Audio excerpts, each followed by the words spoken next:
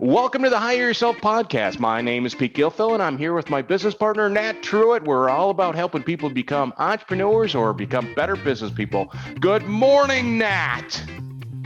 Good morning, Pete. I love your energy today. Oh, absolutely. Absolutely. So it's very good. So did you have a good Memorial Day weekend? Did have a pretty good weekend. Kind of laid low, hung out with the fam. Yeah, absolutely. So I love long weekends, and so what I like to do is I like to go to car dealerships and walk around. I love, I'm a car guy, right? So I like looking at cars. It's my time, and it's with them being closed on Sunday, I'll go walk around the lot, so I'm not bothered. And I got to tell you, I do the same. I like to go on Sunday too. Yeah, right. So I kind of walk around and stuff like that, and I was amazed as I walked around the lot. I mean, the dealerships that I looked at, there were no new cars on the lot or even used cars. It was amazing to me. Yeah. I've been noticing kind of the same thing too. We were at the Dodge dealership the other day, and, we pulled in, we drove in and, like to kind of like drive the lot when nobody's there on Sunday. And it was amazing. Like I felt like the lot was 80% vacant. Yeah.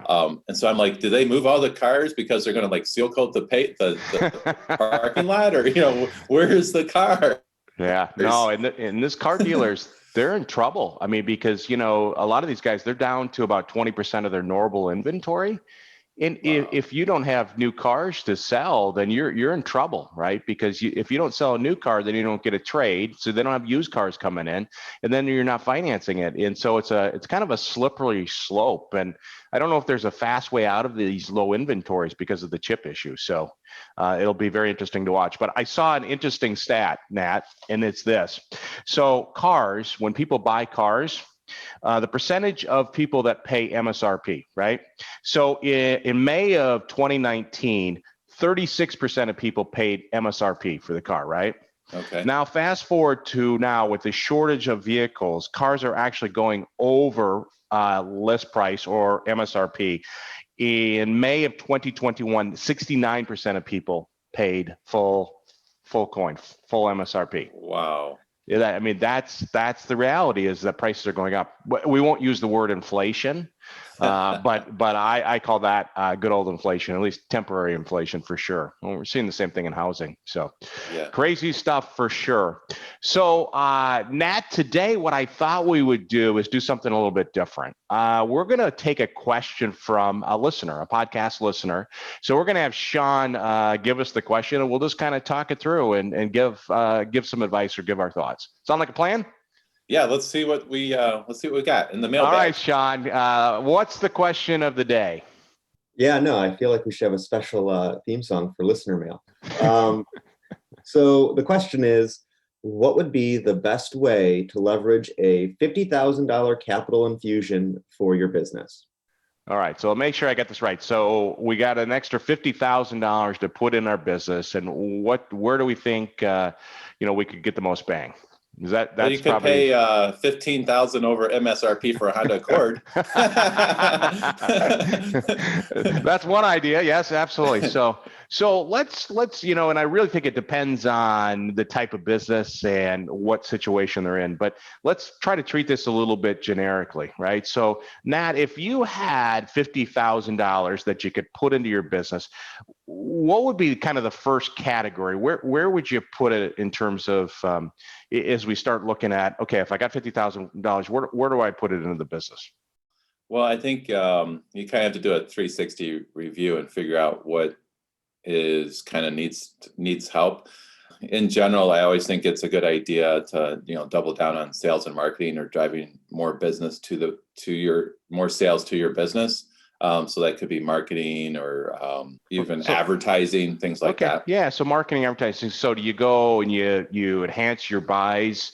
You do a new marketing campaign. Maybe it's a direct mail or something like that. Have you done that with some of your businesses? As you get the opportunity to kind of speed up a little bit? Have you done that? Yeah. Invested additional capital?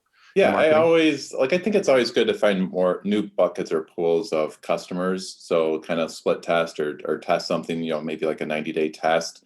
Ironically, with my senior care, we do really well with direct mail. So we'll do quite a bit of, postcard mailers to the home. So that works. And I think, if I had kind of a helicopter drop of 50,000 on the business, probably try to figure out more ways to, you could try door hangers, you could try, Facebook advertising, all kinds of things. Yeah, there's so many different options now as we look at terms of marketing. So one way you can do it to drive your business is enhance the marketing.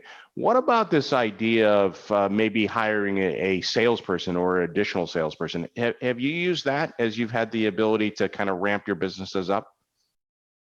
Yes, I mean that for sure would be a fast way to spend 50,000. For salespeople, I like to kind of do like a lower base and then mostly try to compensate them on commission or sales. That way they stay super hungry. But yeah, that could be a good strategy too, because that kind of gives you a little bit of a runway to get a new person started. Maybe give them a little bit of a draw against their commissions for that first 90 days, something like that. Well, yeah, sure. If you got somebody else out there knocking on doors that can really, to your point, find other areas of business or enhance the business. What about as we talk about driving the business? I was just talking to a business owner. His business is on fire right now. It's a service-based business. He's got a flooring company. Mm-hmm. And he basically called me to get a contact to buy a new truck. He's going to invest more capital in and buying a truck so he can put another salesperson out there, that kind of stuff. Have you seen that with your businesses? Yeah, and I think when you're scaling up with a service business, you're usually looking to add a headcount and a vehicle. Some kind of like a little bit simultaneously. Like a lot of times I know that they'll have, you try to hire somebody and have them job shadow for, a amount of time. And then, you have another truck and then that way you can double or triple your capacity or whatever. But yeah, I mean, equipment is always going to be something. I think there's some good tax advantages to that. Some of the equipment you can write off. Yeah. And I think of like MediSpa, right? If you had a MediSpa business and you added an additional piece of equipment like an infrared sauna or something like that drives additional revenue, might be another way you could leverage the capital. Yeah. Okay, so you could take the $50,000 and you could use it to drive the front end, kind of that business development through marketing, a salesperson or additional capital. Let's talk a little bit about another category. What about the idea of improving operations? Put the money towards driving the operational side of the business. What do you think about that? Yeah, I think I'm really more an operations guy myself. So I actually love that idea. I love the idea of doing more with less. I'm typically pretty reluctant to hire more headcount. I'm more inclined to try to do more with less, which what that means is using technology, using automation, trying to streamline things that we're already doing. So for example, maybe like in senior care, we schedule hundreds of caregivers and clients every week, right?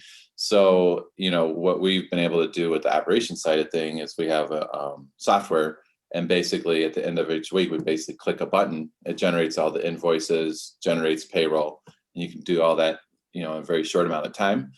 So I would be tempted to look through my business and see if there's, sometimes it's better to spend $1,000 a month on a software if you can actually save a headcount, which might be $5,000 a month, if you were to hire another person. Sure. Yeah. So what about, so you can put systems in place or basically invest in technology to drive it. But what about, I know some businesses, they get so big that you gotta infuse an operations manager, right? Because you get to the point where you've just got so much operations. I think of like a painting franchise or, maybe a roofing franchise where you've got to add those additional headcounts. Or it could even be a facility-based concept where you've got multiple locations and you need an operations manager. So I look at it, one of the ways is you could hire an operations manager to continue to scale the business. Yeah. I always am reluctant to hire. That's like a big jump and that comes right out of your pocket as the owner. But I think it's important to let the sales dictate when you hire an operations manager. And so you have to hit some certain metrics in order to be able to afford that. Even if you did get gifted $50,000, I think I would still let top line sales drive those metrics as far as when it's the right time to hire. Yeah, it's a fine line, isn't it? I mean, I'd be I'd be more inclined to go hire a salesperson to make sure I hit the sales numbers and then backfill an operations person. Because if you start out with an operations and you don't have the sales, I mean, that's going to be a problem, in the near future. What about this idea? If you had the additional capital, a buddy of mine wrote a book called Top Grading, and take and invest the money in getting, I guess it would be higher quality team members from that standpoint. Yeah, I'd love to have that. I'd love to have that conversation with, an employee. I'm going to trade you in for a higher quality. Yeah, but you see it all the time in the corporate world, right? They move somebody out and they bring somebody in, and they're paying them more money. I think some of the biggest mistakes I've made in my life is trying to cheap out on employees or managers. You think, oh, it's smart to save a little bit of money, but I totally, even if you had to pay somebody 25% more, you might end up as the owner you might cut your headaches more than in half. You might not even actually have any headaches, but when you cheap out on management, you might be getting phone calls all day, every day, and it's not even worth the money you're saving. So I like the idea. I like the idea of top grading. Yeah, so you take the capital and stuff like that. Okay. Now, what about on the flip side is you take the $50,000 and you look to reduce your costs, right? Mm-hmm. So, kind of attack it by taking some costs out. I think a little bit about maybe you've got a loan or you've got some debt. Have you ever used that strategy to kind of infuse some capital to reduce some of your operating expenses or costs? I think it's always a good idea to be debt-free with your business. I also think it's super important to have cash reserves. The pandemic is a great example of that. We always kind of thought, whether it's 30 days or 90 days of cash reserves seemed like a good idea. But it's like, now you kind of like, maybe I need 12 months of cash reserves. You know what I mean?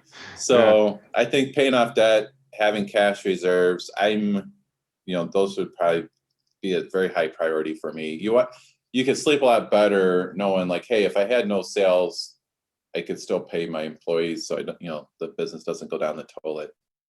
Yeah, I guess you could pay off your line. If you had a line, you could pay down your line, and you still always have that line available. Keep the line. To your point, I think that's a great idea. Do you just take the cash and set it aside as a reserve to as we have sometimes winters come or pandemics come from that standpoint? Absolutely, from that standpoint. What about this idea of taking the capital and using it to expand? Right. So maybe you take the facility and you make it bigger so you can accommodate more business. Have you ever done anything like that? I'm pretty reluctant to do that, to be honest. I like the idea of maybe opening up additional locations or territories. Yeah. I think a lot of times you want to, like, as a business owner, I think where what you're thinking is to open it up to increase capacity to basically ultimately increase sales. Yeah. Is that what you're thinking? Yeah, absolutely. So I think if that's the case, it's okay. I was kind of initially, when I was thinking about that, if you're thinking about, just redecorating, getting nicer, furniture and stuff like that, I think sometimes that sends the wrong message to your customers or your employees. But if you're increasing capacity, I always say sales cures everything. So if you get more, if it gets you more sales, I think it's a very good idea. If it's just to kind of ego, like I want a nicer chair and desk, I think that's probably a bad idea. But. Yeah, no, I was kind of thinking the same thing. I'm thinking more of if you enhanced the size of your warehouse so you could have more output through there from that standpoint, or investing in another territory so that you can expand sales. So I love that idea. Yeah. So there's many ways. As business owners, we'd all like somebody to give us $50,000, right? So exactly. I guess that's called PPP money. So that was a nice gift from the government for sure. Another strategy is to just save that money for April 15th for tax day. Yeah. Well, that doesn't sound like so much fun from that standpoint. So, well, that was a great question somebody asked us. And so we'll have to do this more often, have a listener give us a question. So thanks for all your input. All right. Talk to you later. All right. Thanks for listening to the Hire Yourself podcast. For more resources, check out our website at hireyourself.com. And remember to subscribe to this podcast to receive each episode. Please leave us a rating, and we'd love to hear your feedback or suggestions for topics.